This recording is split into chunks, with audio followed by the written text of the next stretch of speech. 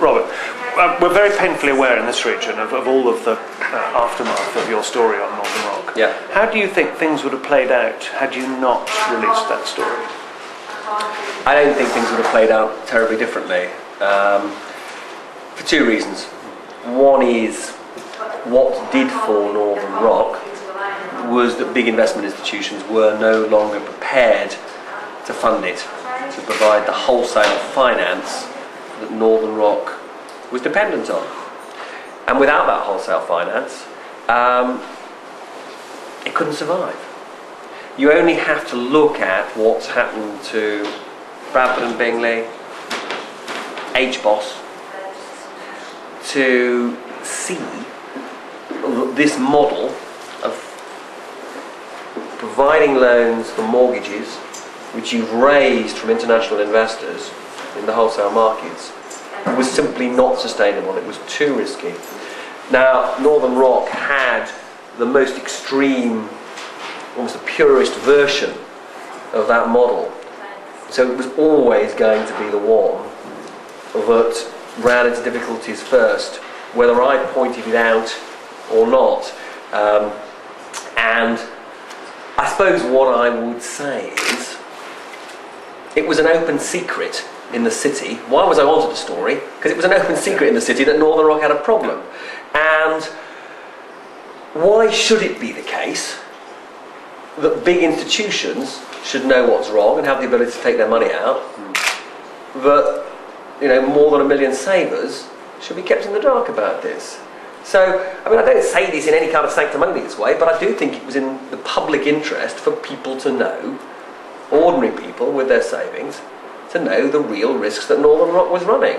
That's what I felt I did, provided that information.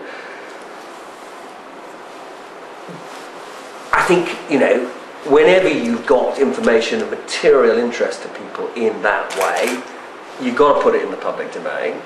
But that said, even if I hadn't put it in the public domain, I'm afraid I think that Northern Rock would have ended up nationalised, because it's quite difficult to see what else, I can't actually see how it would have got out of this mess any other way. Well, except that at the time, as I understand it, the directors had been, the discussions had been that the Treasury and the Bank of England would keep it quiet until the Monday, and a deal would be done with Lloyds over the weekend. And by the time that is absolutely not true, right? By the time I did my story, the Governor of the Bank of England had already rejected the takeover from Lloyds TSB. Right? There was no possibility of that deal being done at that stage. If I hadn't done my story, they'd have put the press, this ludicrous press release that they put out, they'd have put that press release out on page 3 of which it said they'd gone to the Bank of England for help. Frankly, the headlines and the stuff on broadcasters would have been the same, and the outcome would have been the same. I did not, the notion that my broadcast killed the Lloyds, it was just not true. I mean, the fact of the matter is, the Governor of the Bank of England and the Chancellor killed the Lloyds TSB deal. What happened was, the previous weekend, Lloyds TSB, there were preliminary discussions with Lloyds TSB. Lloyds TSB said to the Governor of the Bank of England, because Northern Rock had been running this ludicrously risky business model where it was so dependent on money from wholesale sources, Lloyds TSB said to the Governor of the Bank of England, we need a guarantee from you that when this money gets withdrawn by these city institutions, you will put the money in. Okay?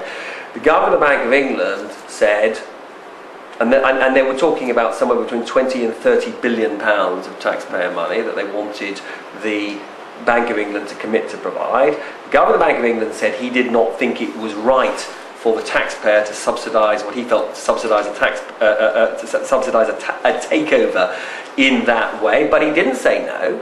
He said he didn't think it was the right thing to do. He then took it to the Chancellor, and the Chancellor agreed with the Governor of the Bank of England and said, no, we can't provide this finance. At that stage, that was what killed the deal, and that happened 2 or 3 days before I did my story. And the reason I know this is because I've interviewed the Governor of the Bank of England on the record about this, and he's told me this.